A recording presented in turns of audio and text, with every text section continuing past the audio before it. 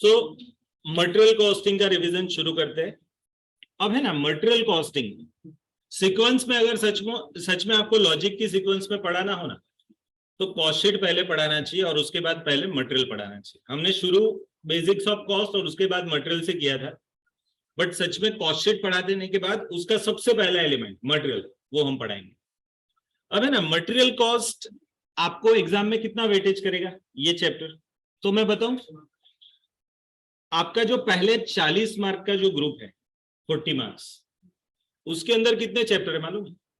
तो basics of costing है, material है, लेबर है, ओवरहेड, मटेरियल लेबर ओवरहेड, उसके अलावा इंटी नॉन इंटी रिकंसिलियर, उसके अलावा कॉस्ट अकाउंटिंग स्टैंडर्ड, उसके अलावा डायरेक्ट एक्सपेंस, ये सब मिला करके आपका पहला सेगमेंट हो रहा है 40 मार्क। उसके बाद दूसरा सेगमेंट आएगा 30 मार्क का, जिसमें आएगा मेथड्स ऑफ कॉस्टिंग, और उसके अंदर process costing, operating costing, contract costing, और उसके अंदर ये जॉब बेच एंड यूनिट था, तो जॉब बेच एंड यूनिट वहां से इधर खत्म हो गया। वो उसका वेटेज कितने का?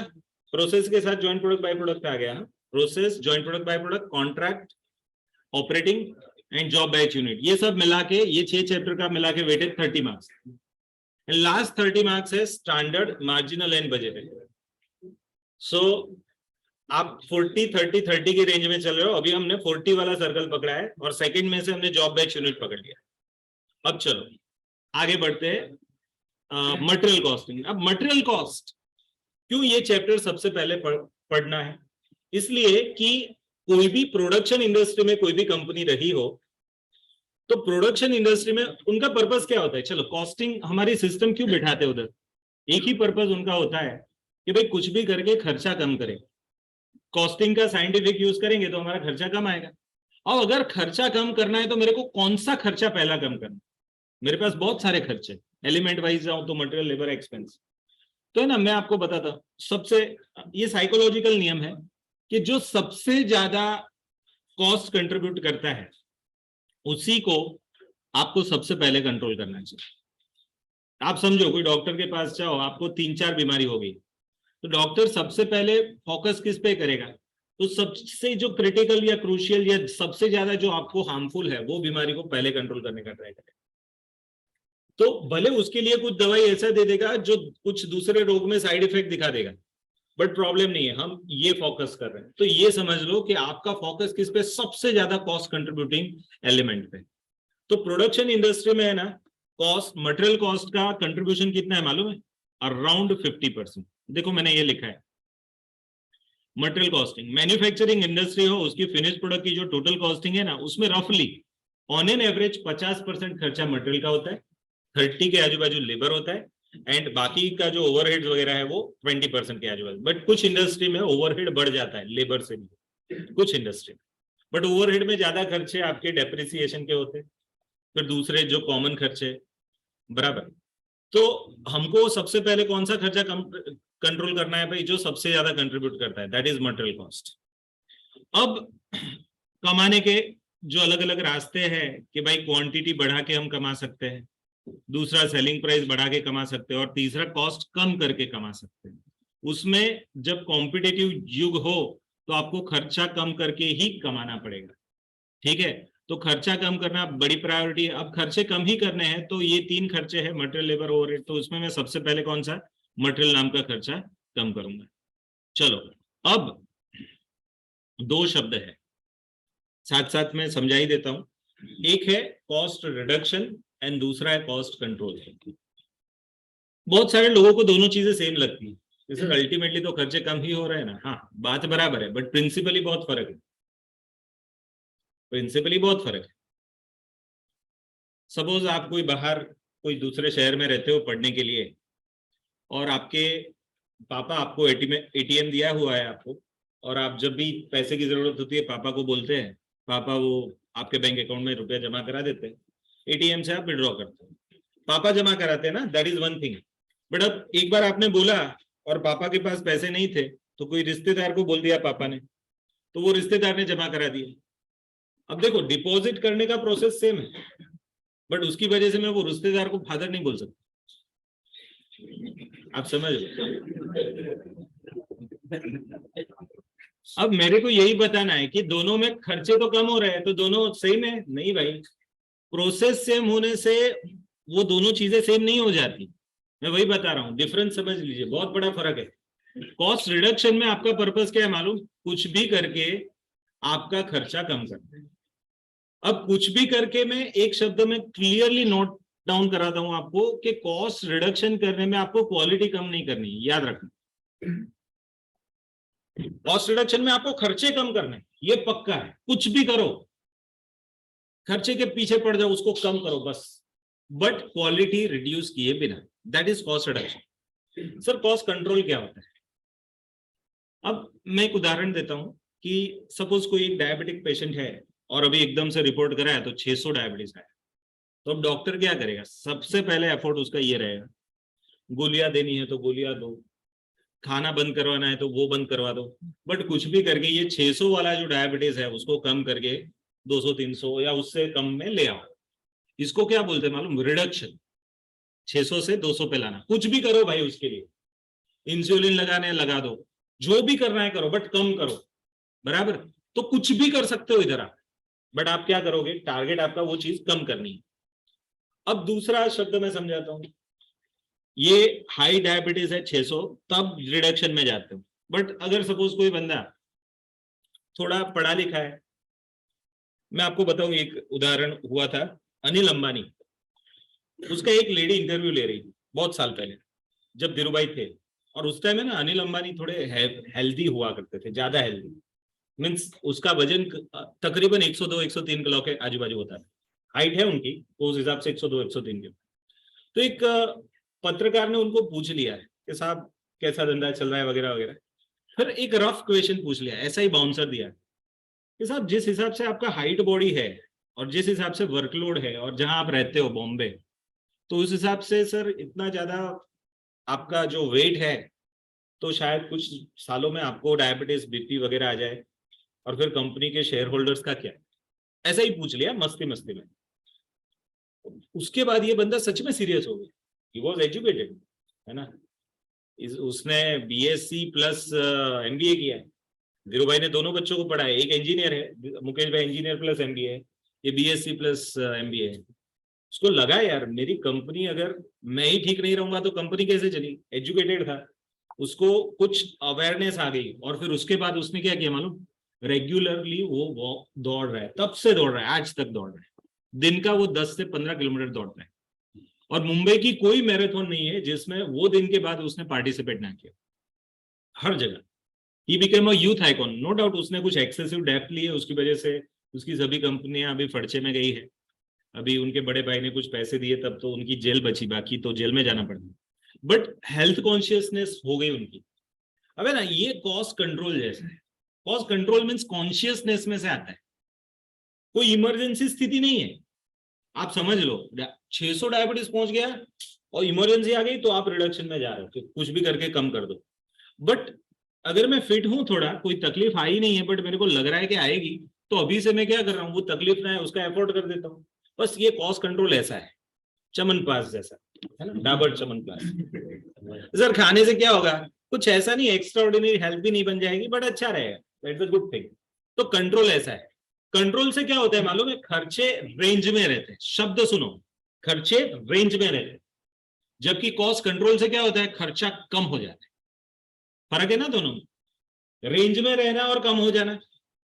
मीन्स वेट कम करना, वजन कम करना, that is one thing, and weight को एक रेंज में रखना, that is a different thing. दोनों में फर्क है, समझ में आ रहा है? तो कॉस्ट कंट्रोल में क्या करते हो कि लिमिट बना देते हो कि भाई ये लिमिट है, उसके आजू बाजू या ये रेंज के अंदर खर्चे होने चाहिए। इसलिए बजटरी कंट्रोल आ गया, स्टैंडर्ड कॉस्टिंग आ गया, ये सब कंट्रोलिंग टेक्निक है। मार्जिनल कॉस्टिंग है, वो खर्चों को कंट्रोल करती है। एंड रिडक्शन क्या है? कुछ भी करो, क्वालिटी गिराए बिना खर्चों को कम करो, उसको हम क्या बोलते हैं? Cost reduction. तो फर्क समझ में आ गया? ओके, आगे बढ़ते हैं। Material cost. अब मटेरियल कॉस्ट में दो प्रकार के मटेरियल है, डायरेक्ट इनडायरेक्ट। तो एनी गुड्स, आर्टिकल और thing use to manufacture the finish goods, उसको मटेरियल बोलते हैं। मटेरियल कि दो फीचर है कि मटेरियल टेंजिबल होता है, मूवेबल होता है, और मटेरियल के दो प्रकार है, डायरेक्ट इनडायरेक्ट। दोनों में बेसिक डिफरेंस क्या है कि इसको आप लिंक कर सकते हो अपने आउटपुट से, एक्टिविटी से, जॉब से, बैच से, कॉस्ट ऑब्जेक्ट से इजीली, डायरेक्टली, जबकि इनडायरेक्ट मटेरियल को it can not be directly linked with output, activity, job, batch और कॉस्ट। मैं हमेशा उदाहरण देता हूं वो फैन वाला, कि एक पंखे में जितने भी विंग्स है वो खर्चे को आप लिंक कर सकते हो कि भाई एक पंखा 3 विंग्स, एक विंग 50 रुपए की आ गई तो 3 का मिला के 150 रुपया एक पंखे का खर्चा होगा। ये डायरेक्ट मटेरियल है, बट उस पर कलर कितना लगेगा? अब कलर का कोई एग्जैक्ट मेजरमेंट नहीं है। कोई पुराना वर्कमैन हो जो अच्छा कलर कर रहा है, वो कम कलर में भी उतने फैन को कलर कर लेगा, एंड कोई नया वाला है वो ज्यादा कलर भी यूटिलाइज कर लेगा। तो कलर का कोई एग्जैक्ट मेजरमेंट नहीं होता है, बराबर। सपोज वो ग्लिसरीन यूज होता है, ग्लिसरीन या क्या ऐसा, थिनर ग्लिसरीन नहीं, थिनर, वो थिनर यूज होता है एक बार कलर हो जाए फिर उस पर शाइनिंग लाने के लिए। अब थिनर मटेरियल है, बट एक पंखे में कितना थिनर यूज होगा आइडिया नहीं है। सो दैट इज वाई ये सब खर्चे जिसको आप पर यूनिट आउटपुट से लिंक नहीं कर सकते, वो सब आपके इनडायरेक्ट। और यहां बात हो रही है मटेरियल की। अब है ना, मटेरियल खर्चों को कंट्रोल करने की टेक्निक्स। अब यहां देखो, ये पूरा चैप्टर आपको बर्ड व्यू में आ गया है। मटेरियल के खर्चों को आपको कंट्रोल करना है, तो कौन कौन से टेक्निक्स है? तो उसमें एक है ईओक्यू, इकोनॉमिक ऑर्डर क्वांटिटी, सबसे इंपॉर्टेंट मटेरियल कॉस्टिंग में सबसे ज्यादा पूछे जाने वाला टॉपिक। दूसरा है इन्वेंटरी लेवल्स, ये भी सेकंड इंपॉर्टेंट लेवल। अगर मैं इसको परसेंटेज के हिसाब से बाइफरकेट करूं तो है ना, इसको मैं 50% वैल्यू दे दूंगा, इन्वेंटरी लेवल्स को 25% एंड स्टोर्स लेजर को 25%, इतना मैं दूंगा।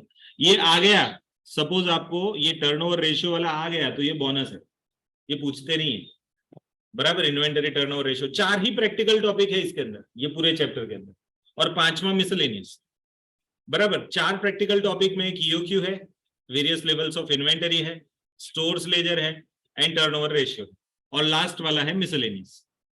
मिसलेनियस में क्या, मटेरियल कॉस्ट का टोटल करना होगा, कुछ अलग तरीके से कुछ पूछा होगा, बराबर, वो वाली चीज है। बाकी की सभी थियोरी कंटेंट है इधर।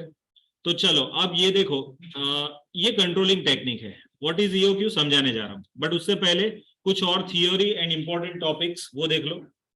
ये 4 शब्द है ना, बहुत बार पूछे गए हैं पास्ट में, waste, scrap, spoilage and defective, theory में 2-2 मार्क, या फिर कभी कभी 4 मार्क में। ये चारों शब्दों को एक्सप्लेन करो, waste, scrap, spoilage and defective. फर्क क्या होता है? वेस्ट का मीनिंग क्या होता है कि जो चीज लेटर ऑन दिखती नहीं है बट कम हो जाती है, उसको हम क्या बोलते हैं? वेस्ट। मैं एक उदाहरण देता हूं कि सपोज मैं 10,000 लीटर पेट्रोल लाया, बट यूज करते करते 3-4 लीटर पेट्रोल इवापोरेट हो गया। अगर मैं बिस्किट बना रहा हूं तो मैं फ्लोर लाया बहुत सारे केजीस, बट उसमें से 5-6 kilo kgs floor means load, उसका मैं यूज नहीं कर पाया। तो ये क्या है? इनएविटेबल है, और उसका कोई दूसरा यूज नहीं हो पाता है, इसलिए उसका नाम है वेस्ट। बट स्क्रैप किसको बोलते हैं? जो दिख रहा है, जिसको हम क्या भंगार में बेच सकते हैं, तो दैट काइंड ऑफ वेस्टेज, उसको हम स्क्रैप बोलेंगे। तो वेस्ट एंड स्क्रैप है ना, दोनों में फर्क इतना ही है। वेस्ट है ना, वो दिखता नहीं है बट होता है, बराबर। ये और ये नॉर्मल भी वेस्ट हो सकता है, एबनॉर्मल भी हो सकता है, बट वो है, वो नहीं दिख रहा। बट स्क्रैप जो है ना, उसको आप बेच पाओगे, उसकी सेकंड मार्केट में वैल्यू है, कुछ ना कुछ भंगार में जाता है। स्पॉइलेज एंड डिफेक्टिव, अब ये 2 शब्दों में फर्क क्या है? दोनों में प्रोडक्शन अच्छा नहीं हुआ, दोनों एक प्रकार से डिफेक्टिव ही है। बट डिफेक्टिव एंड स्पॉइलेज में फर्क इतना है कि डिफेक्टिव जो बना है आपका प्रोडक्ट, उसमें आप कुछ एक्स्ट्रा रिवर्क का खर्चा करोगे तो वो सेकंड हैंड में तो बेच सकते हो, वो स्थिति में तो वो उसको ले जा सकते हो आप। जबकि स्पॉइलेज मीन्स ऐसा बिगड़ा कि अब उस पर कितना भी खर्चा करो, अब उसको वापस से अच्छा करके बेच नहीं पाएंगे, सेकंड में भी नहीं बेच पाएंगे, अल्टीमेटली उसको स्क्रैप आउट करना पड़ेगा। तो स्पॉइलेज जो है ना बच्चों, ये एक प्रकार से एबनॉर्मल वेस्ट माना जाता है। इसको मैं फेलियर ऑफ प्रोडक्शन सिस्टम बोलूंगा। किसको? स्पॉइलेज। स्पॉइल मीन्स ऐसा बिगड़ा आउटपुट कि अब इसका कोई दूसरा यूज हो ही नहीं सकता, फेंक देना पड़ेगा उसको, स्क्रैप का जो वैल्यू मिलेगा वो मिलेगा। जबकि डिफेक्टिव में क्या, वो बना तो सही बट कुछ बिगड़ा हुआ बना, तो कुछ खर्चा करके उसको रिवर्क करके कुछ उसको आजू बाजू में कुछ एक्स्ट्रा खर्चा करके उसको एटलीस्ट सेलेबल लेवल पे ले जाएंगे, भले ओरिजिनल कीमत नहीं आएगी बट कुछ अच्छी सब्सटेंशियल कीमत तो आ सकती है उसकी, ये फर्क है। बिन कार्ड क्या होता है? स्टोर्स लेजर का छोटा भाई है ये। क्यों? स्टोर्स लेजर में क्वांटिटी, प्राइस एंड अमाउंट तीनों दिखती है, बिन कार्ड में सिर्फ क्वांटिटी दिखती है। आपको मालूम है स्टोर्स लेजर में आप रिसिप्ट, इश्यू एंड बैलेंस बनाते हो, सेम बनाओ बिन कार्ड में। फर्क क्या है? स्टोर्स लेजर में आप क्वांटिटी, प्राइस, अमाउंट लिखते हो, प्राइस अमाउंट हटा दो, सिर्फ क्वांटिटी लिखो, रिसिप्ट की क्वांटिटी, इश्यू की क्वांटिटी एंड बैलेंस की क्वांटिटी, सिर्फ क्वांटिटेटिव डिटेल्स लिखो, वो है बिन कार्ड। एंड जो स्टोर्स लेजर है वो quantity as well as amount में वो चीजों को रिफ्लेक्ट करता है, तो बिन कार्ड है। फिर मटेरियल परचेज प्रोसीजर है, उसमें मटेरियल कैसे परचेज होता है उसके बारे में बताया गया है। आपको मालूम है कंपनियां मटेरियल परचेज, बड़ी बड़ी कंपनियों में बड़ा साइंटिफिक प्रोसेस होता है परचेज। आप डायरेक्ट परचेज नहीं कर सकते, चलो खाली हो गया मटेरियल ले आओ, ऐसा होता ही नहीं है, सिस्टम से जाता है सब कुछ, है ना। स्टोर्स डिपार्टमेंट होता है, फिर प्रोडक्शन डिपार्टमेंट होता है, प्रोडक्शन वाला जब भी जरूरत है स्टोर्स वाले को बोलता है, स्टोर्स वाला उसको गुड्स देता है, उनके इन्वेंटरी लेवल फिक्स किए होते हैं, वो लेवल से जब गिर जाए, रीऑर्डर लेवल पे पहुंच जाए या उससे कम हो जाए तो ऑटोमेटिकली ऑर्डर बनाते हैं, ऑर्डर देते हैं, उस टाइम बॉम्ब बनता है, बिल ऑफ मटेरियल, बराबर, वो भेजा जाता है, फिर मटेरियल आता है, फिर उसका एंट्री होता है, तो एकदम सिस्टमेटिक प्रोसेस है, इसको मटेरियल परचेज प्रोसीजर बोलते हैं। फिर perpetual inventory and continuous stock taking, ये दोनों का डिफरेंस समझ लो, बड़ा इंपॉर्टेंट है। आप जब भी ऑडिट करने जाओगे ना, अभी तो आप ड्यू हो रहे हो, है ना, बहुत सारे ऐसे होंगे ग्रुप 2 खत्म करके बैठे, ग्रुप 1 अभी पढ़ रहे हैं, एग्जाम देंगे और फिर अब आर्टिकलशिप में जाएंगे। जाओगे तो कोई भी सीएमए की फर्म, कोई भी प्रोफेशनल की फर्म में जाओगे तो आपको ये काम तो मिलेगा, मतलब स्टॉक ऑडिट। अब स्टॉक ऑडिट में होता क्या है मतलब, ये दो चीजें होती है, perpetual inventory and continuous stock taking. फर्क क्या है? परपेचुअल इन्वेंटरी में जब भी गुड्स आए तब आप एंट्री करते हो, जब भी जाए तब आप एंट्री करते हो, जो बैलेंस बचा वो भी दिखाते हो, मीन स्टोर्स लेजर प्रॉपर बनाते हो। बट मंथ एंड में या पीरियड एंड के बाद, वीकली या मंथली या क्वार्टरली, आप क्या करते हो, बुक में जो दिख रहा है, स्टोर्स लेजर में दिख रहा है, उसके सामने एक्चुअल कितना पड़ा है वो देखते हो। सो पीरियोडिकली आप क्या करते हो, पीरियोडिकली आप बुक वाले स्टॉक को एक्चुअल स्टॉक से कंपेयर करोगे, तब तक सिर्फ बुक में एंट्री करोगे, उसको बोलते हैं perpetual inventory. Continuous stock taking में फर्क क्या है? बहुत डेंजर चीज है। कंटिन्यूअस स्टॉक टेकिंग में हर बार जब भी गुड्स आता है आप काउंट करते हो, कितना था, कितना आया, अब कितना है। जब भी आप इश्यू करते हो तब भी आप काउंट करते हो, मीन्स जो आप क्वार्टरली या मंथली चेक करते थे कि बुक में लिखा है स्टॉक और एक्चुअल स्टॉक कितना है, हर बार जब भी रिसिप्ट हो, जब भी इश्यू हो, तब सब कुछ चेक करना, उसको बोलते हैं कंटिन्यूअस स्टॉक टेकिंग। अब नॉर्मली भी नहीं, मैं बोल देता हूं 100% लेवल पे सभी इंडस्ट्री में परपेचुअल इन्वेंटरी चलता है। कंटिन्यूअस स्टॉक टेकिंग कुछ इंडस्ट्री में ही चलता है, और वो इंडस्ट्री का नाम है gold and silver and diamond, क्योंकि वहां छोटी छोटी चीजों की भी करोड़ों में वैल्यू होती है, तो वहां आप क्वांटिटी हर बार गिनोगे, क्या आज सुबह कितने डायमंड्स थे, सुबह कितने ज्वेलरी थे, शाम को कितने हैं, है ना, पूरे दिन में कितने परचेज किए, कितने बेचे, वो सब चेक करेंगे। तो कुछ इंडस्ट्री को छोड़ दो तो बाकी की सभी इंडस्ट्री में परपेचुअल इन्वेंटरी हो रहा है, एंड ऐसे बहुत ही प्रीशियस गुड्स के लिए कंटिन्यूअस स्टॉक टेकिंग यूज हो रहा है। एफएसएनडी एनालिसिस नाम का भी टॉपिक था, fast moving, slow moving, non moving and dead stock वाला नाम। फास्ट मूविंग मीन्स आपके जो सबसे ज्यादा चलने वाली जो मटेरियल है, वो आपके गुड्स बहुत ज्यादा चलते हैं, बट गुड्स में ज्यादा से ज्यादा मटेरियल, जो अभी बात कर रहे हैं किसकी, मटेरियल कॉस्टिंग की, तो अभी हम बात किसकी करेंगे, फास्ट मूविंग मटेरियल की, जो मटेरियल सबसे ज्यादा यूज हो रहा है। स्लो मूविंग मीन्स कम यूज हो रहा है, नॉन मूविंग मीन्स लाया है बट यूज ही नहीं किया, एंड डेड स्टॉक मीन्स लाया, यूज नहीं किया और अब बिगड़ चुका है, उसको डेड स्टॉक बोलते हैं। डेड स्टॉक को आपको निकाल देना है, बेच देना है। जो नॉन मूविंग है उसका यूज कर लेना है। स्लो मूविंग का स्टॉक है ना, ज्यादा नहीं रखना है, और जो फास्ट मूविंग स्टॉक है ना, उस पर ही ऊपर वाली सभी कंट्रोलिंग टेक्निक यूज करनी है। कौन सी? EOQ, various levels of inventory, inventory turnover ratio, stores ledger, ये सभी आप किसके लिए बनाओगे? सिर्फ और सिर्फ फास्ट मूविंग के लिए बनाओगे।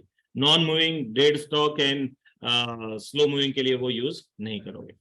चलो, बिल ऑफ मटेरियल, ये क्या होता है? जब भी परचेज डिपार्टमेंट बराबर उसको बताया जाए कि आप इतने मटेरियल परचेज कर लो, तो ये जो टोटल बना के देता है उसको, वो है आपका बिल ऑफ मटेरियल, जिसमें एक क्लियर कट इंडिकेशन है कि हमारे स्टोर्स में इतने इतने टाइप के मटेरियल होते हैं, उसमें इतने यूनिट्स कम हो चुके हैं, अब उसकी रीऑर्डर लेवल से कम है, आप इतने परचेज करके ले आओ। तो ये जो है बिल ऑफ मटेरियल है। MRN क्या होता है? Material requisition note. जो प्रोडक्शन डिपार्टमेंट का हेड होता है, उसको जब भी इंस्ट्रक्शन दी जाए कि आप इतने यूनिट्स बनाओ फिनिश गुड्स के, वो फिनिश गुड्स बनाने के लिए वो देखेगा कि उसके पास कितने स्टॉक पड़े हैं। अगर कम होंगे तो वो स्टोर्स वाले से मंगवाएगा। जब वो मंगवाएगा तो जो रिक्वेशन नोट भेजता है उसको मटेरियल रिक्वेशन नोट बोलते हैं। कौन भेजता है? प्रोडक्शन डिपार्टमेंट का हेड। किसको भेजता है? स्टोर्स डिपार्टमेंट के हेड को। चलो, JIT, जस्ट इन टाइम, है ना। मैंने एक उसके लिए वो बनाया था, एक साईं बाबा वाला भजन था, उसमें से कुछ कन्वर्ट करके बोला था, मेरे घर के आगे साईं राम तेरा मंदिर बन जाए, ऐसा एक नहीं है। तो हमने बताया था मेरे फैक्ट्री के आजू बाजू में है सप्लायर्स, आपकी फैक्ट्री लग जाए, जब भी मटेरियल मांगू तो आप मटेरियल दे जाए। मीन्स आप सोचो, आपका स्टोर्स डिपार्टमेंट ही नहीं रखोगे आप। ये जस्ट इन टाइम है ना, ये जापान की सिस्टम है।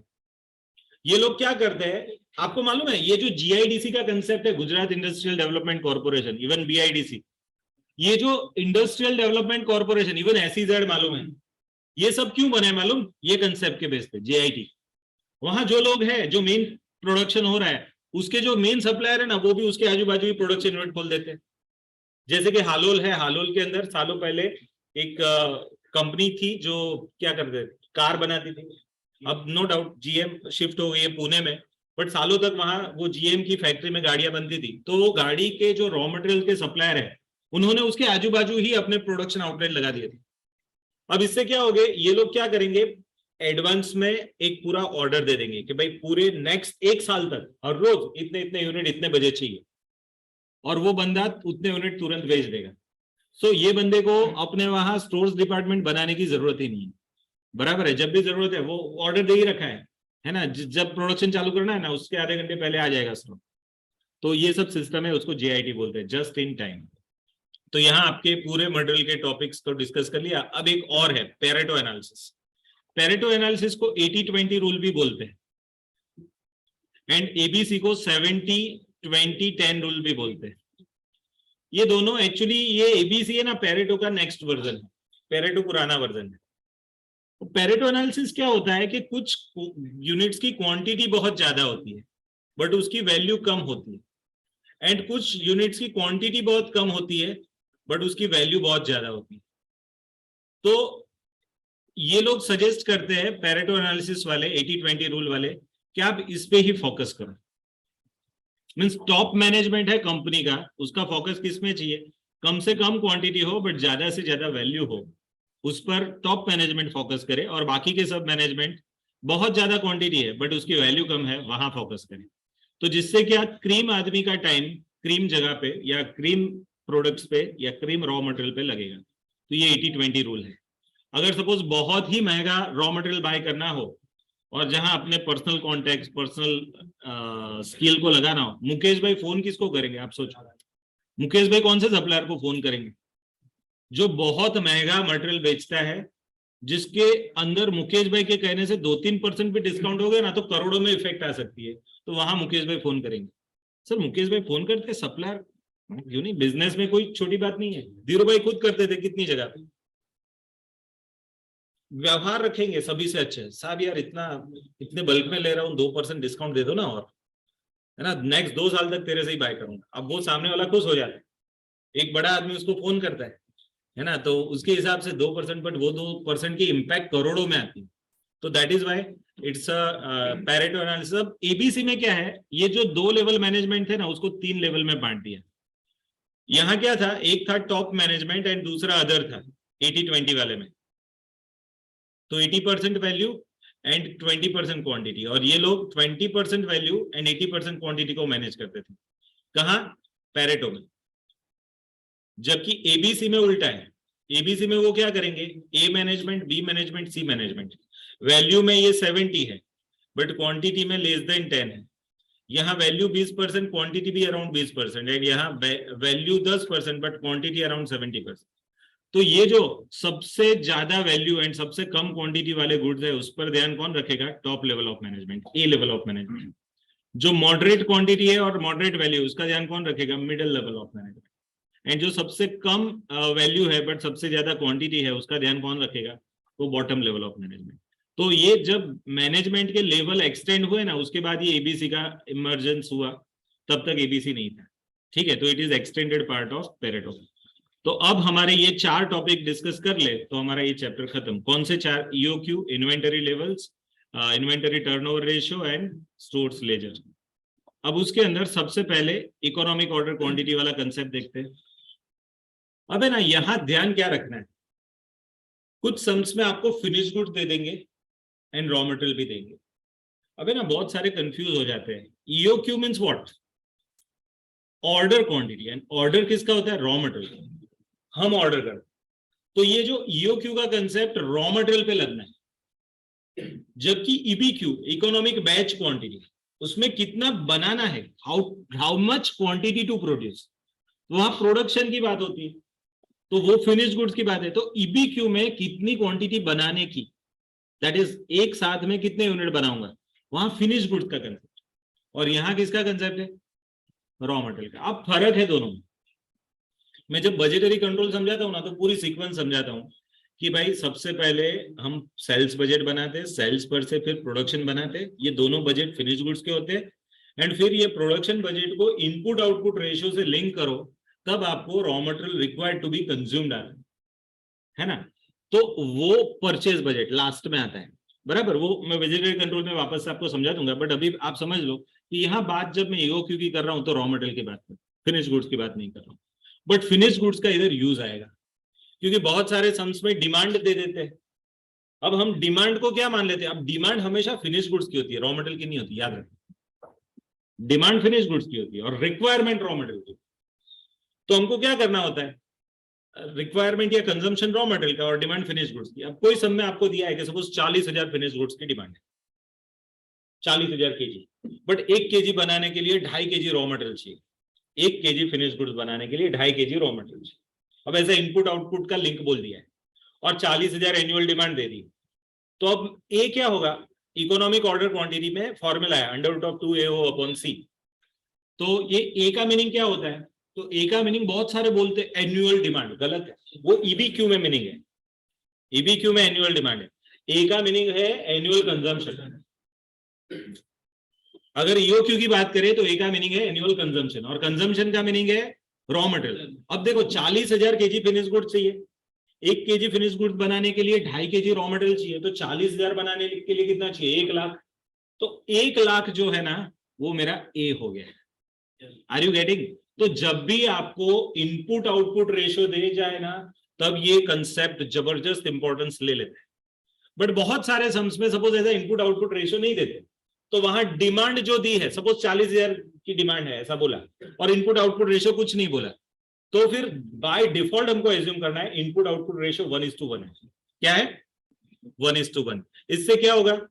तो इससे हमको मालूम पड़ेगा कि 40,000 फिनिश गुड्स की डिमांड है, तो उसके लिए रॉ मटेरियल भी हमको कितना कंज्यूम करना है? 40,000, 1:1। Are you getting this? बड़ा इंपॉर्टेंट कंसेप्ट। चलो डन।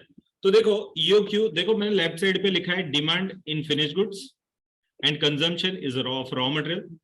अब ईओक्यू, ईओक्यू किसको बोलते हैं? Economic order quantity. तो ये फॉर्मूला है, EOQ is equal to under root of 2AO upon C. उसमें ए का मीनिंग क्या है? Annual number of units consumed या फिर यूटिलाइज्ड। दूसरा ओ है, ओ का मीनिंग है ordering cost per order, and तीसरा है carrying cost per unit per annum.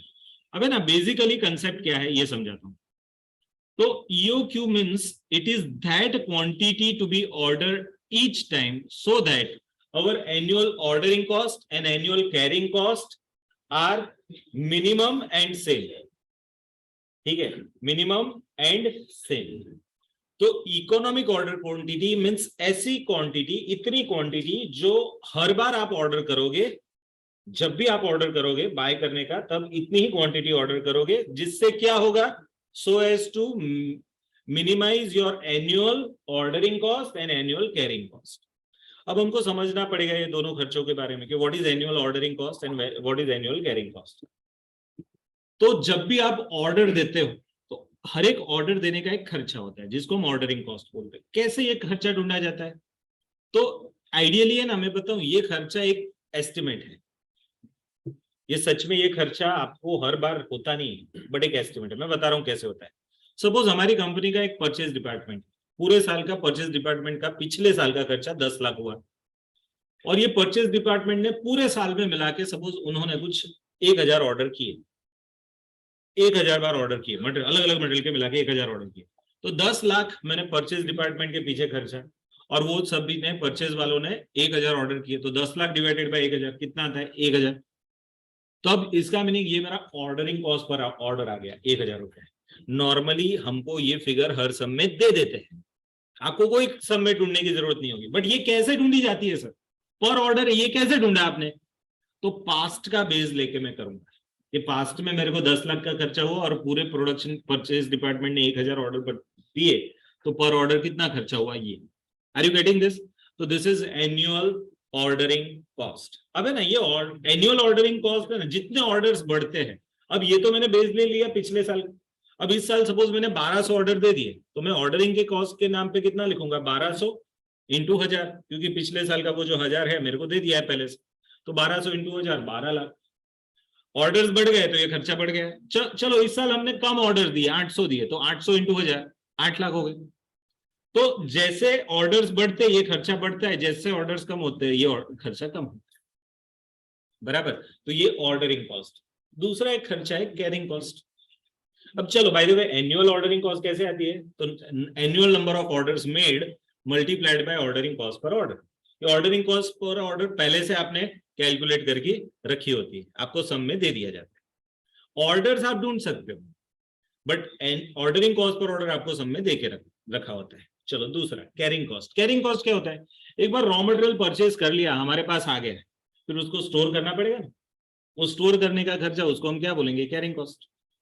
Carry करने का खर्चा, होल्ड करने का खर्चा, उसको होल्डिंग कॉस्ट भी बोलते हैं, कैरिंग कॉस्ट भी बोलते हैं, स्टोरेज कॉस्ट भी। और इसमें इम्प्लिसिट इंटरेस्ट कॉस्ट भी आ जाती है। क्यों? क्योंकि बहुत सारे लोग कर्जा लेकर के रॉ मटेरियल बाय करते हैं, तो कर्जा जितना भी होगा उस पर जो ब्याज लगेगा वो भी एक प्रकार का आपका कैरिंग कॉस्ट है।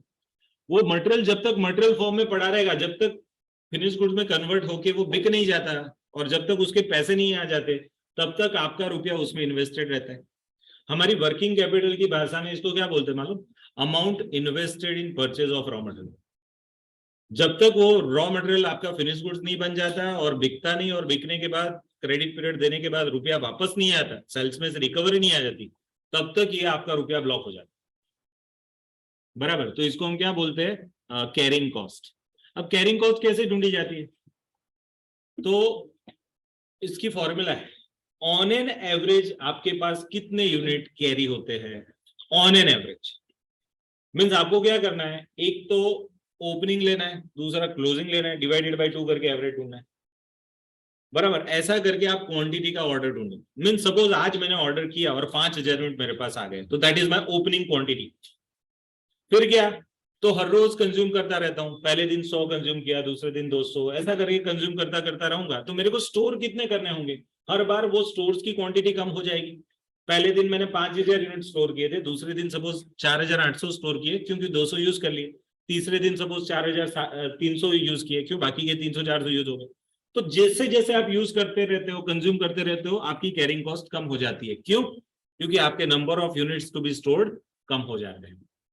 ओके, तो ये है carrying cost. Sir carrying cost में मेन में कौन कौन से खर्चे आते हैं, तो मेन स्टोरेज कॉस्ट है, आपको स्टोर डिपार्टमेंट रखना पड़ता है, स्टोर कीपर को रखना पड़ता है, उसका पगार, वो जो पूरा डिपार्टमेंट है उतनी जगह आपकी खुद की होगी तो उसका डेप्रिसिएशन, अगर भाड़े की होगी तो उसका जो रेंट है वो, फिर उसको मेंटेन करने का खर्चा, ये सभी कैरिंग डिपार्टमेंट के खर्चे, means carrying cost, carrying related खर्चे। उसमें इवन जितना भी आपका मनी इन्वेस्टेड है, ऑन एन एवरेज स्टॉक में जितना रुपया आपका इन्वेस्टेड है, वो इन्वेस्टमेंट पे सपोज आपको अपॉर्चुनिटी कॉस्ट ऑफ फंड लगाना है, मीन सपोज आपने वो रुपए बैंक में से उधार लिए होते और फिर ये स्टॉक परचेज किया होता, तो कितना इंटरेस्ट भरना पड़ता, वो भी लगाना है, तो ये सब कैरिंग कॉस्ट में आता है।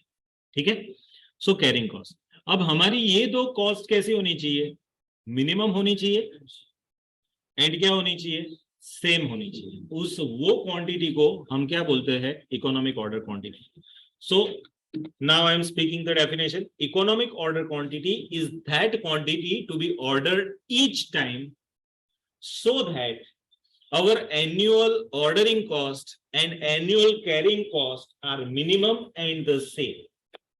So that is your EOQ. अब इसी के बेस पे उसकी फॉर्मूला बनी है. देखो एनुअल ऑर्डरिंग कॉस्ट कैसे आती है, तो annual number of orders multiplied by ordering cost per order. Now what is annual number of orders, तो ये A डिवाइडेड बाय Q से आता है.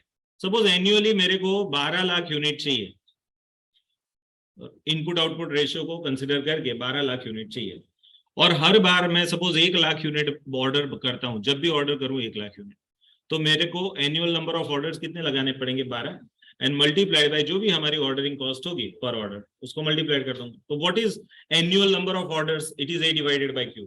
And what is annual ordering cost, तो A divided by Q multiplied by ordering cost per order. तो ये formula याद आ गई आपको, समझ में आ गया. चलो फिर दूसरा, ये हमारा ऑर्डरिंग कॉस्ट हो गया. अब हम कैरिंग कॉस्ट पे जाते हैं, और यहाँ हमने ये A डिवाइडेड बाय Q को समझ लिया कि this is annual number of orders. अब दूसरा शब्द है कैरिंग कॉस्ट. कैरिंग कॉस्ट किसको बोलते हैं, so it is the cost which is to be incurred to carry और store the materials. So carrying cost includes the opportunity cost of funds blocked into the amount of inventory purchase, that is interest cost. दूसरा क्या आएगा, carrying cost also includes the storage cost inside or outside the factory.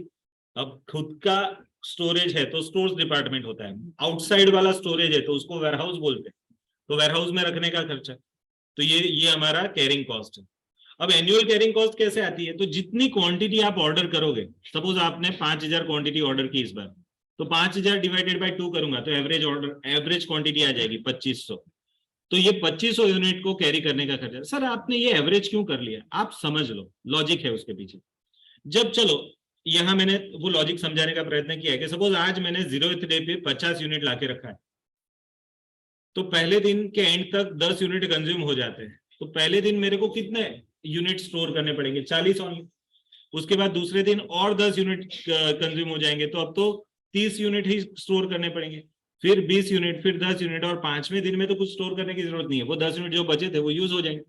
तो in short मेरे on an average unit कितने store हुए, तो मेरे को क्या करना पड़ेगा, जो हाईएस्ट है प्लस जो लोवेस्ट है, हाईएस्ट 50 था, लोवेस्ट 0 है, तो ये दोनों का टोटल लो डिवाइडेड बाय 2, बराबर. सो that is by Q divided by 2. Sir यहाँ आप highest plus lowest divided by 2 करो, बट हाईएस्ट 50 है, that is quantity order, and lowest 0 ही होता है, तो मेरे को ये हाईएस्ट डिवाइडेड बाय 2 करूं तो भी एवरेज ही आ जाएगा. क्यों, क्योंकि लोवेस्ट तो 0 है. तो देखो यहाँ Q डिवाइडेड बाय 2 लिखा है, उसका मीनिंग क्या, Q means that is quantity we have ordered each time, that is यहाँ ये वाले केस में 50, बाकी ऊपर वाले केस में हमने 5000 एज्यूम किया था, तो वो 50 या 5000, एंड ये लोवेस्ट है 0, तो 50 प्लस 0 डिवाइडेड बाय 2 करूं या 50 डिवाइडेड बाय 2 करूं, it is 1 and same. So that is why it is Q divided by 2. Logic समझ में आ रहा है, ये फॉर्मूला समझ रहे हो आप. एंड मल्टीप्लाइड बाय क्या करेंगे हम, कैरिंग कॉस्ट पर यूनिट पर ऑर्डर. ये क्या होता है, एक यूनिट को 1 साल तक स्टोर करने का खर्चा कितना, इसको कैरिंग कॉस्ट, क्योंकि हमको अल्टीमेटली तो एनुअल कॉस्ट चाहिए ना. सो हम क्या करेंगे, एनुअल ऑन एन एवरेज कितने यूनिट्स होंगे वो ढूंढ लेंगे, तो Q डिवाइडेड बाय 2 करेंगे, मेरे को on an average annual units मिलेंगे, multiplied by carrying cost per unit per annum. अब ये आपको हर सम में ढूंढना आता है, हर सम में आपको है ना मटेरियल की परचेज प्राइस दे देंगे, क्या दे देंगे, परचेज प्राइस, एंड फिर आपको कैरिंग कॉस्ट के परसेंटेज दे देंगे, सपोज 10%, तो ये 100 को 10% से मल्टीप्लाइड करके 10 ऐसा ढूंढना है. तो मोस्ट ऑफ द एग्जांपल्स में कैरिंग कॉस्ट आपको ढूंढनी होती है, और वो ढूंढने के लिए जो हिंट है वो आपको दे देता है. ठीक है, तो ये हो गई कैरिंग कॉस्ट. अब देखो फॉर्मूला कैसे बनी, ordering cost and carrying cost same होनी चाहिए at EOQ, annual ordering cost and carrying cost same होनी चाहिए.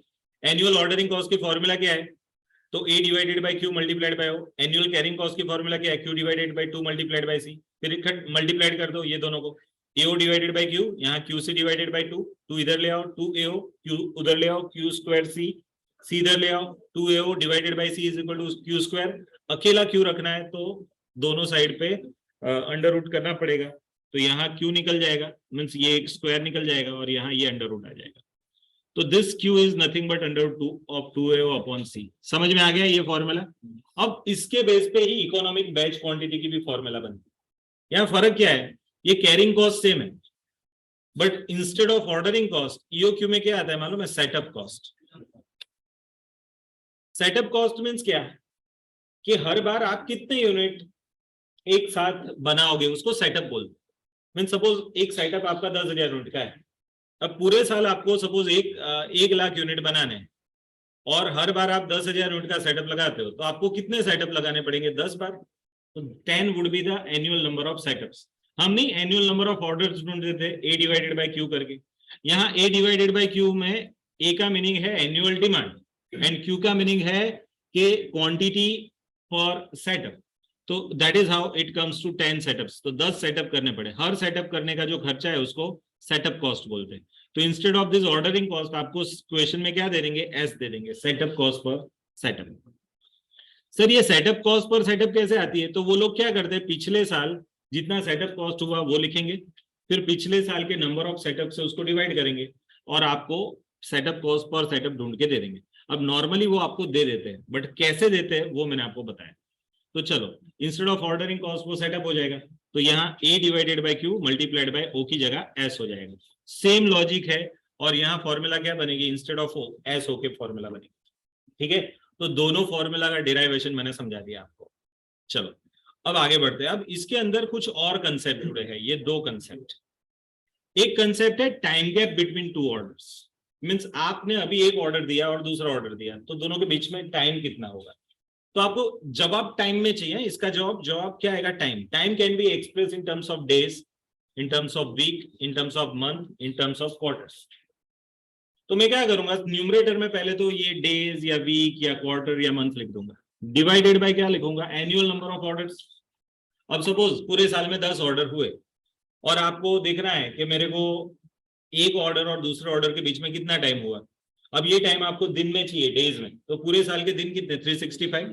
तो 365 डिवाइडेड बाय 10 ऑर्डर्स, तो हर 36.5 दिन पे एक ऑर्डर हमने किया, ऐसा माना जाएगा। So that is time gap between two orders. Are you getting this?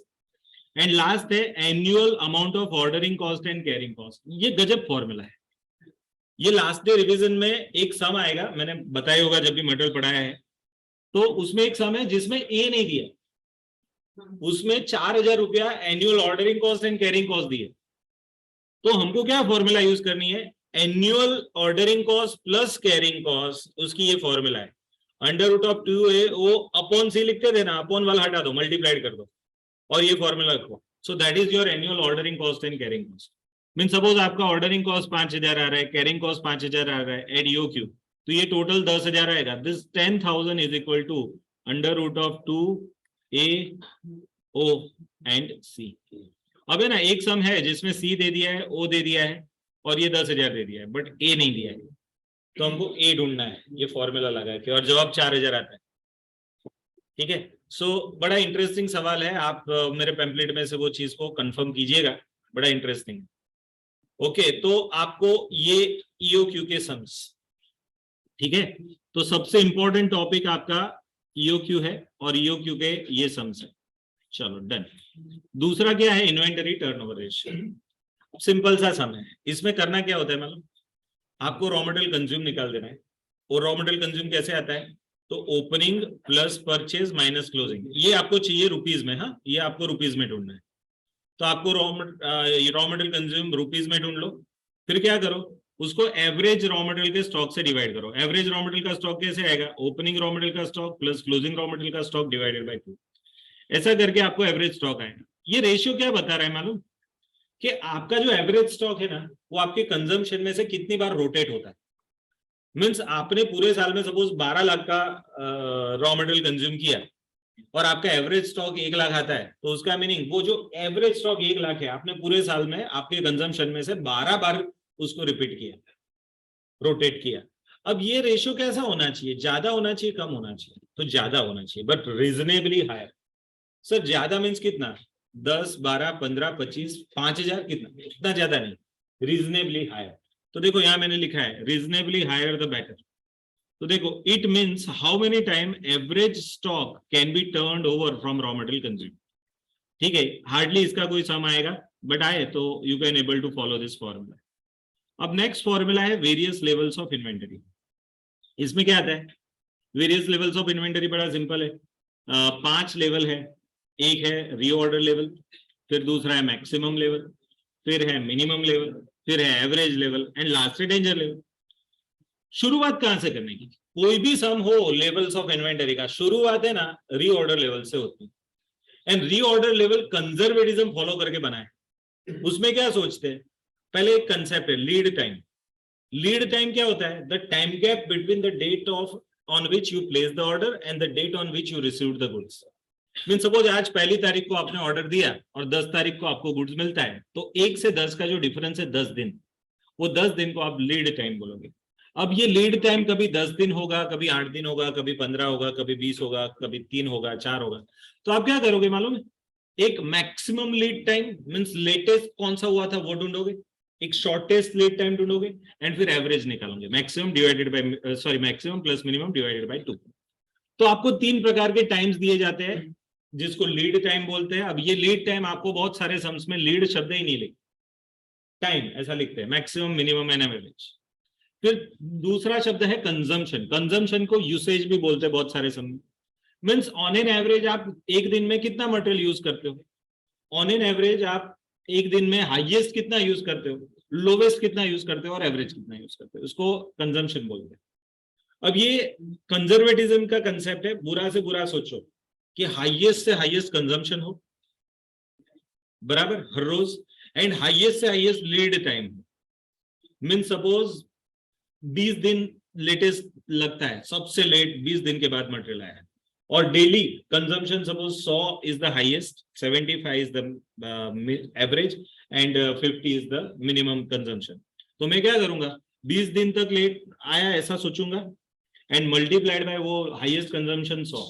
तो 20 दिन तक हर रोज 100 यूनिट कंज्यूम हुए थे, तो कितने 2000 यूनिट आए, तो 2000 मेरा रीऑर्डर लेवल बना देता है। मींस जब भी मेरा स्टॉक कम होते होते हुए 2000 लेवल पे पहुंचेगा तब मैं नया ऑर्डर प्लेस कर दूंगा, और वो नया ऑर्डर कितना होगा, ईओक्यू। Are you getting? तो that is reorder level. Now what is maximum level? तो आप देखो रीऑर्डर लेवल ढूंढने के बाद आप क्या करते हो, एक अपर लेवल ढूंढ लेते हो। ये रेंज का कंसेप्ट है कि भाई इससे ज्यादा यूनिट नहीं होने चाहिए और इससे कम नहीं होने चाहिए। तो जो हाईएस्ट लेवल ऑफ यूनिट है उसको मैक्सिमम लेवल बोलते हैं, जो लोवेस्ट लेवल है उसको मिनिमम लेवल बोलते हैं, और वो दोनों का एवरेज कर ले वो एवरेज लेवल है। रीऑर्डर लेवल है ना एवरेज लेवल के आजू बाजू रहता है बराबर, एंड एक डेंजर लेवल है। अब पहले तो मैक्सिमम लेवल की फॉर्मूला क्या है, रीऑर्डर लेवल की तो मैंने बता दी आपको, ये रही फॉर्मूला, देखो what is reorder level, maximum consumption rate multiplied by maximum lead time या फिर maximum usage into maximum time. अब मैं मैक्सिमम लेवल पे जाता हूं, व्हाट इज मैक्सिमम लेवल, तो उसमें सबसे पहले तो ये जो रीऑर्डर लेवल ढूंढा ना वो एज इट इज लिख दो, उसमें क्या ऐड कर दो, रीऑर्डर क्वांटिटी। जब भी आप ऑर्डर करोगे तो कितनी क्वांटिटी ऑर्डर करोगे, ईओक्यू ऑर्डर करोगे ना, तो वो भी लिख दो। अब 2 चीजें हमने ऐड कर दी, एक तो रीऑर्डर लेवल लिख दिया प्लस उसमें एक रीऑर्डर क्वांटिटी ऐड कर दी, दैट इज ईओक्यू ऐड कर दिया। अब बहुत ज्यादा हो गया, 2 चीजें प्लस हो गई, तो एक माइनस करो, क्या मालूम, minimum consumption rate into minimum lead time. कोई लॉजिक नहीं है इसका, बस 2 प्लस किया तो 1 माइनस किया, और मैक्सिमम लेवल में ये मिनिमम बराबर है। देखो अब हमने है ना 2 चीजें यूज कर ली, एक मैक्सिमम यूसेज यूज कर लिया इधर ये वाली फॉर्मूला में, और यहाँ मिनिमम यूसेज यूज कर लिया। तो अब बचा क्या, average usage and average lead time. तो एक और फॉर्मूला है मिनिमम लेवल, उसमें हम क्या करेंगे, सेम यही रीऑर्डर लेवल को इधर लिख देंगे, बट इसमें कुछ ऐड नहीं करेंगे, लेवल कम करना है, मिनिमम करना है, तो माइनस करेंगे क्या, average usage into average lead time. तो ये है हमारी 3 मेन फॉर्मूला बराबर। अब उसके बाद average level, average level means ये जो मैक्सिमम आया प्लस मिनिमम आया डिवाइडेड बाय 2, इसको एवरेज लेवल बोलते हैं। और डेंजर लेवल किसको बोलते हैं, डेंजर लेवल का मीनिंग क्या है, तो average consumption rate multiplied by lead time for emergency purchase. ये क्या लेवल होता है, तो उसमें ऐसा होता है कि कुछ बार ऐसा हो जाता है कि आपके पास स्टॉक ही नहीं रहता और आप स्टॉक आउट सिचुएशन में पहुंच जाते हो, आपका प्रोडक्शन का काम कैसा हो जाता है, बंद हो जाता है। Why, because of non availability of stock. और ये किसका फॉल्ट है, परचेज डिपार्टमेंट का। तो उस टाइम पे जब ऐसी स्थिति पहुंच जाए, ये नॉर्मली कब होता है मालूम है, हमने सोच के रखा है कि ये 20 दिन लेट टाइम होगा बराबर है, बट 20 का 22 या 25 हुआ तो लेट आया तो हर रोज यूनिट तो कंज्यूम होते जाएंगे। तो अब एक ऐसी स्थिति आ जाएगी कि आज के दिन अगर प्रोडक्शन करना हो ना तो स्टॉक खाली हो चुका है या फिर दोपहर को खाली हो जाएगा, तो इमीडिएटली भागना पड़ेगा, उसी दिन कहीं से भी आपको वो स्टॉक ले आना पड़ेगा। वो लेवल को बोलते हैं डेंजर लेवल। तो इसको हम क्या करते हैं, average consumption multiplied by lead time for emergency purchase. उसमें भी इमरजेंसी में भी लेने जाएंगे तो कुछ लीड टाइम तो लगेगा, आज मैं गया तो तुरंत वो दे देगा, ऐसा नहीं होगा। सो that is average consumption multiplied by lead time for emergency purchase. ये 5 बेसिक फॉर्मूला है। बट आपको मालूम है ये एवरेज लेवल की एक दूसरी फॉर्मूला भी है, मालूम है किसी को? आपको मैंने लिखा ही है एवरेज लेवल की, minimum level plus 1/2 of EOQ. अब ये है ना, एक बार सीएस की कोई एग्जाम में ये सम पूछा गया और वहां ये तरीके से सॉल्व करके दिया। सो दैट इज वाई तब से हमने ये फॉर्मूला में इनकॉर्पोरेट कर दिया है। एंड आपको रीऑर्डर लेवल की एक दूसरी फॉर्मूला है, मालूम है रीऑर्डर लेवल की दूसरी formula? Lead time consumption plus safety stock. ये भी सीएस की एक सम में था, lead time consumption plus safety stock. वो सब में सिर्फ लीड टाइम दिया था कि आज ऑर्डर किया तो 20 दिन में आएगा सपोज, तो 20 दिन मल्टीप्लाइड बाय डेली 50 का ऑन एन एवरेज कंजम्पशन है तो ये 1000 आ गया। एंड फिर प्लस सेफ्टी स्टॉक, वो बोलते हैं कि 500 यूनिट का सपोज सेफ्टी स्टॉक रखना है तो ऐसा 1500 यूनिट आपका रीऑर्डर लेना। अब ये क्यों कैसे, बस ये सब में ऐसे कोई जवाब नहीं उसके, कोई लॉजिक नहीं है, इसलिए मैं उसको बहुत ज्यादा तवज्जो या रिस्पेक्ट नहीं देता हूं। बट ये दो फॉर्मूला है ना, कभी ऑड टाइम में पूछी जाती है तो याद आनी चाहिए। हमारे जो मटेरियल कॉस्ट का मटेरियल है उसके अंदर मैंने दोनों फॉर्मूला लिखी है, यहां मैंने नहीं लिखी है। चलो अब है लास्ट कंसेप्ट इसके अंदर, चौथा टॉपिक, और ये लास्ट टॉपिक है, इसके बाद हम ब्रेक लेंगे। इसका नाम है मटेरियल इश्यू टेक्निक। अब है ना, आपको इसके सम्स बहुत कम आते हैं, है ना, आते हैं बट कम आते हैं compare to EOQ, compare to ये वेरियस लेवल्स, ये सम कम आते हैं। बट अगर आए तो ये 6 से 8 मार्क में आएगा। क्यों? क्योंकि उसके अंदर स्टोर्स लेजर बनाना होता है। स्टोर्स लेजर का फॉर्मेट मालूम है आपको? रिसिप्ट, इश्यू एंड बैलेंस दिखाना होता है। अब और उसमें भी कितनी टेक्निक है, अगर बीकॉम खोल के बैठोगे ना तो बीकॉम में 12 से 15 टेक्निक। यहां आपको 6 या 7 टेक्निक के सम्स दिए, उसमें एक सम फीफो का दिया है, एक लिफो का, एक वेटेड एवरेज का, एक सिंपल एवरेज का, एक बेस स्टॉक मेथड है, एक स्टैंडर्ड प्राइस है, एक रिप्लेसमेंट कॉस्ट, 7, और एक 8वां मिसलेनियस है, थोड़ा ऑड है, उसमें वेटेड मूविंग एवरेज और वो सब। तो आपको ये 8 से ज्यादा आपके कॉस्टिंग के मॉड्यूल में सम्स नहीं है। एंड पास्ट में जो आप एग्जामिनेशन क्वेश्चंस, मैंने स्कैनर भेजा है आपको, देखना उसमें जो पूछे गए ना क्वेश्चन, उसमें हार्डली कोई फीफो या वेटेड एवरेज के अलावा का हार्डली कोई बार पूछा है, और जो भी पूछा है ना वो मॉड्यूल में से पूछा है। तो मेरा सजेशन है कि मॉड्यूल के जो 7-8 सम है वो सभी आप इसको ध्यान से कर ले। चलो मैं लॉजिकल डिफरेंस बता देता हूँ। फीफो में क्या आता है, जो सबसे पहला स्टॉक है वो सबसे पहले आपको भेज देंगे, और उसके अंदर आपको हर बार रिसिप्ट, इश्यू और बैलेंस, बैलेंस के अंदर आपको जो पुराना स्टॉक पड़ा था उसको अलग, नया वाला जो आया उसको अलग दिखाना, ठीक है, वो अलग दिखाना है फीफो में। वेटेड एवरेज में ऐसा नहीं करना है, वेटेड एवरेज में कंबाइन कर देना है, बट फीफो में अलग दिखाना। फिर लिफो, लिफो तो अलाउड नहीं है एज पर अकाउंटिंग स्टैंडर्ड, बट हमारे कॉस्टिंग में ऐसा कोई रिस्ट्रिक्शन नहीं है। हमारा कॉस्ट अकाउंटिंग स्टैंडर्ड 6 जो मटेरियल का है वो आपको रोकता नहीं है लिफो से, तो लिफो यूज कर सकते हैं। लिफो में क्या आता है, स्टोर्स लेजर में हमारे पास जो स्टॉक पड़ा होगा, 2-3 स्टॉक पड़े होंगे, उसमें से जो लेटेस्ट है ना उसको पहले इशू करें। मीन सपोज 5वीं तारीख में मेरे पास 3 स्टॉक पड़े हैं, उसमें लेटेस्ट आया हुआ स्टॉक 4वीं तारीख का है। अब 6ठी तारीख को हमको कुछ यूनिट्स भेजने हैं, तो मैं सबसे पहले जो लेटेस्ट 4वीं तारीख के जो गुड्स है उसमें से भेजूंगा। फीफो फॉलो करता हूं तो सबसे पहले वाले जो गुड्स है उसमें से भेजूंगा। चलो तीसरा है वेटेड एवरेज। वेटेड एवरेज में क्या होता है, क्वांटिटी एंड अमाउंट का एवरेज निकालना है। मीन्स आपको एक अमाउंट ऑफ स्टॉक मिलेगा एंड उसको वो क्वांटिटी ऑफ स्टॉक से डिवाइड करोगे तो आपको क्या मिलेगा, एवरेज प्राइस, जिसको वेटेड एवरेज प्राइस बोलते हैं। तो वेटेड एवरेज प्राइस फॉलो करना। उसमें हमेशा याद रखना है, जब भी आप परचेज करते हो ना, याद रखो इसको, वेटेड एवरेज में याद रखना है, जब भी आप परचेज करते हो ना तब भी आपकी वेटेड एवरेज कॉस्ट ढूंढी जाए, उसके बाद नहीं आती। मीन सपोज 5वीं तारीख को मेरे पास कुछ 100 यूनिट थे, कुछ 200 यूनिट थे, कुछ 300 थे, ऐसे करके 600 थे, तीनों का प्राइसिंग अलग था। अब इसमें मैं और वहां तक का मैंने वेटेड एवरेज निकाल भी दिया है 600 का। अब सपोज 6ठी तारीख को मैं दूसरे 200 यूनिट लाता हूं, कुछ अलग प्राइस, तो मैं जब भी लाऊंगा ना तब मैं नई वेटेड एवरेज प्राइस निकालूंगा। क्यों? क्योंकि अब एग्जिस्टिंग जो स्टॉक की वैल्यू थी उसमें से ये परचेज वाली वैल्यू ऐड कर देनी है, एंड एग्जिस्टिंग स्टॉक की क्वांटिटी है उसमें ये परचेज वाली क्वांटिटी ऐड कर देनी। अब क्या करूंगा, जो नई वैल्यू बनेगी डिवाइडेड बाय नई क्वांटिटी, अब जो आएगा वो वेटेड एवरेज प्राइस। ये प्राइस नेक्स्ट टाइम जब भी मैं इशू करूंगा तब वो प्राइस से इशू करूंगा। ठीक है, तो वेटेड एवरेज प्राइस कब निकालते हैं? जब आप परचेस करते हो ना तभी वेटेड एवरेज प्राइस निकालते हैं, याद रखना। चलो दूसरा, अब है सिंपल एवरेज। सिंपल एवरेज में क्या होता है? सिंपल एवरेज में आप है ना सिर्फ और सिर्फ प्राइस का एवरेज करते हो, वैल्यू डिवाइडेड बाय क्वांटिटी नहीं करते। Price divided by number of purchase, उससे करोगे बराबर। तो ये क्या है आपका simple average. Are you getting? Simple average. Simple average में आप परचेज का एवरेज निकालोगे। तो देखो मैंने यहां आपको क्या क्या बेस्ड ऑन एक्चुअल कॉस्ट में FIFO, LIFO, simple average, weighted average, ये चार चीजें मैंने बता दी बराबर। हाँ, सिंपल एवरेज में एक और चीज है। सपोज आपके पास कोई ओपनिंग स्टॉक पड़ा हो, यहां नहीं पड़ा है मेरे पास, चलो एग्जांपल नहीं है। सपोज ओपनिंग स्टॉक पड़ा हो और उसकी कुछ कीमत है, तो जब सिंपल एवरेज में आप प्राइस का एवरेज निकालते हो तो ओपनिंग स्टॉक की जो प्राइस है उसको ध्यान में लोगे या नहीं लोगे? लेना है या नहीं लेना है? सोचिए, मैंने कुछ लिखाया है उसके अंदर। यही एक थोड़ा और चीज है, मैं एक मिनट ये चीज बताता हूं आपको। एक सम है सिंपल एवरेज का, जस्ट आपको बताना चाहता हूं कि क्या अलग है।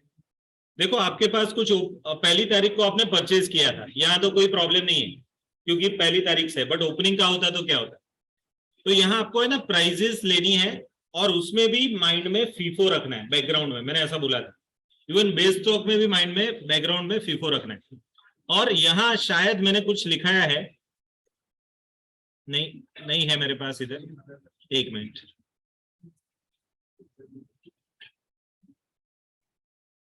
पैम्पलेट में शायद है।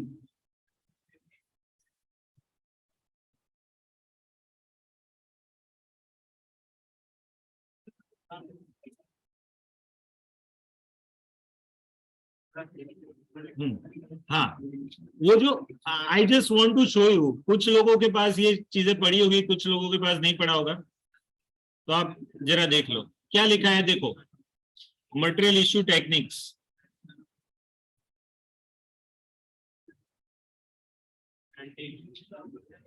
19 नंबर का सम। यस, हाँ। अब ये वाला जो सम है ना उसका सॉल्यूशन आप देख लेना, नोट में मैंने लिखा है, पढ़ो कोई। ओपनिंग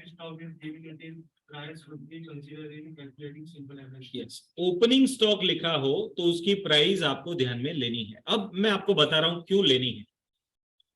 प्राइस का एवरेज लेना है। What is simple average? Simple average में आप करते क्या हो? प्राइस का एवरेज लेते हो। जब भी आप इश्यू करते हो तो आप क्या प्राइस का एवरेज लेते हो। देखो ये रहा सम, अब इसमें आप प्राइस का एवरेज लेते हो। अब प्राइस में आपके पास कुछ ऐसा पड़ा है जो ओपनिंग में है। सपोज ये सम आपके पास सॉल्व है, उसमें पहली तारीख is the beginning date, but suppose पहली तारीख को कुछ ओपनिंग स्टॉक होता है। यहां तो देखो आपने परचेज किया है, ये 100 यूनिट 10 के हिसाब से परचेज किए, बट सपोज आपके पास ओपनिंग स्टॉक होता, मीन्स ये रिसिप्ट में नहीं लिखा होता, सीधा बैलेंस में लिखा होता 100 यूनिट 1000 रुपए के हिसाब से, तो वहां कुछ कीमत होती 10 रुपया ओपनिंग वाली। एंड फिर आप पूरे महीने में जो जो परचेज करते हो, तो जब भी आप सिंपल एवरेज निकालते हो तो आपको जो भी स्टॉक पड़ा है उसकी कीमत लेनी है, तो ओपनिंग का कीमत लेना है। अब है ना, मैं इसलिए बोल रहा हूं क्योंकि कुछ बुक्स है बीकॉम के और उसमें कुछ लोग ऐसा कराते हैं कि ओपनिंग जो है ना उसकी कीमत इग्नोर करनी है, बट वो सिंपल एवरेज में नहीं करनी, सिंपल एवरेज में लेनी है उसको। तो ये चीज आप जरा ध्यान से देखना, क्योंकि उस टाइम मैंने रेफरेंस बुक खोल के उसमें से वो चीज लिखा के निकाली थी और आपको दिखाया। आपको मुद्दा नहीं है, बट सपोज किसी ने क्रिएट किया अदर देन मॉड्यूल, कोई सम बना रहा है सिंपल एवरेज का और ओपनिंग स्टॉक दे रहा है, तो ओपनिंग स्टॉक की जो परचेज की कीमत है वो आपको जब आप सिंपल एवरेज निकालते हो तो उसमें उसको ध्यान में लेना है। चलो ठीक है, तो ये सिंपल एवरेज हो गया। फिर और क्या है, एक मिनट, हाँ मूविंग एवरेज। अब मूविंग एवरेज में क्या करना है, 2 मंथ मूविंग, 3 मंथ मूविंग ऐसा होता है, तो 3 महीने का एवरेज लेना है, 3 मंथ मूविंग हो तो 2 महीने का है तो 2 मंथ मूविंग, लास्ट समय मॉड्यूल का उसमें ऐसा है। फिर मूविंग में सिंपल लोगे तो प्राइस का एवरेज करेंगे, और ओवरऑल एवरेज लेंगे तो ये मूविंग वेटेज बोलते हैं। हीफो का फुल फॉर्म क्या है, हाईएस्ट इन फर्स्ट आउट। उसका मीनिंग क्या है, आपके पास सपोज 3-4 प्रकार का स्टॉक पड़ा है, तो आपको कौन सा इश्यू करना है, तो जो सबसे महंगा आया है ना उसको सबसे पहले इश्यू करना है, highest in first out, highest price वाला सबसे पहले। एंड नीफो क्या होता है, नेक्स्ट इन फर्स्ट आउट। ये सबसे विचित्र है। नेक्स्ट इन फर्स्ट आउट का मीनिंग क्या है कि सपोज मैं नीफो फॉलो कर रहा हूं, आज 3री तारीख है, मेरे को कुछ मटेरियल इश्यू करने हैं, तो मैं प्राइस कौन से निकालूंगा, मेरे पास कुछ 3-4 यूनिट पड़े हैं, 3-4 अलग अलग प्रकार के यूनिट स्टॉक में पड़े, तो मेरे को ये कोई प्राइस नहीं लेगी। आज के दिन में जब इश्यू कर रहा हूं ना, तब मार्केट में पूछूंगा कि भाई ऐसे मटेरियल कितने में आते हैं, आज उसकी मार्केट प्राइस क्या है। तो वो जो मार्केट प्राइस में मार्केट में इंक्वायर करूंगा उसको बोलते हैं next in. Next in means अगर मेरे को अभी नया गुड्स लाना होता तो कितने में लाता, वो जो कीमत है ना नेक्स्ट इन की, उसको फर्स्ट आउट कर दो, मीन्स वो कीमत से ले लो। मीन्स आपके पास जो प्राइजेस पड़ी है उसका कोई यूज नहीं है, आपको उस दिन सोचना है कि अगर मैं नया गुड्स लाता तो कितनी कीमत से लाता और वो प्राइस से इश्यू करूंगा। स्पेसिफिक प्राइस में क्या होता है, पहले से वो लोग प्राइस फिक्स कर देते हैं, उसको स्पेसिफिक प्राइस बोलते हैं, तो उसी प्राइस से इश्यू करना है, लाते हो कोई भी कीमत से बट इश्यू ये प्राइस से करोगे। फिर है बेस स्टॉक। अब ये जरा याद रखना, पहला ही सम आपको बेस स्टॉक का है। उसमें करना क्या है, आपके पास ओपनिंग स्टॉक दिया जाता है तो वो ले लो, ना दिया गया है तो नई परचेज में से जो स्टॉक आता है वो ले लो। उसमें से कुछ स्टॉक को बेस स्टॉक रखो। बेस स्टॉक मींस उसको टच नहीं करना, उतने यूनिट्स को आप वहां ही रखो, दिखाओ। ये एक प्रकार से आपका है ना एक्स्ट्रा स्टोरेज है कि इतना तो स्टॉक आपके पास रहना ही चाहिए, बराबर। तो ये बेस स्टॉक, मैं कभी कभी बोलता हूँ लड़कों के पॉकेट में वो चोरी खाना होता है, उसमें कुछ 200-500 रुपया रखते हैं आप, वो जो है ना बेस स्टॉक जैसा है कि वो रुपया एकदम सेफ्टी स्टॉक जैसा। अब इसको बेस स्टॉक बोलते हैं। अब बेस स्टॉक आप जब रखोगे तो ओपनिंग में अगर दिया हो उसमें से रखोगे, या फिर ओपनिंग में स्टॉक ना दिया हो तो पहला जो परचेज है उसमें से वो यूनिट बेस स्टॉक में रखोगे। कितने रखने हैं क्वेश्चन में दे दिया जाएगा, और उसको टच किए बिना बाकी के जो नॉर्मल सम होता है इसके साथ फीफो या लिफो जुड़ा होता है, बराबर। But base stock means minimum quantity आपके पास रखने की। अब है ना, मैं आपको एक बेस स्टॉक वाला सम मैंने सॉल्व किया है, उसका सिर्फ फॉर्मेट दिखाता हूं। देखो ये रहा, ये फीफो विथ बेस स्टॉक। अब ये सब में क्या है, देखो हमने 100 यूनिट बेस स्टॉक में रखा तो 100 को अलग दिखाया। फिर देखो ये ओपनिंग था, ओपनिंग स्टॉक पड़ा था 400 में से 100 को हमने अलग दिखाया और 300 को अलग। फिर क्या करना है, जो भी रिसिप्ट आता है वो ये 300 में ही अलग से दिखाओ, ये 50 पहले वाले 100 को अलग से ही रखना, उसको सबसे पहले दिखाओ, बाकी का नॉर्मल फीफो से फॉलो करो, सिर्फ इसको हर बार दिखाना है अलग से, इसको बेस स्टॉक बोलते हैं। बट सर कभी कभी क्या होता है, बेस स्टॉक की एक्सट्रीम वैरायटी बताता हूँ कि कभी कभी कंजम्पशन करते करते आपको लास्ट में ऐसा भी बनेगा कि इतने कम यूनिट रहेंगे कि बेस स्टॉक भी यूज करना पड़े, तो बस इसीलिए तो रखा था कि वो बेस स्टॉक को उस टाइम यूज कर लेते हैं।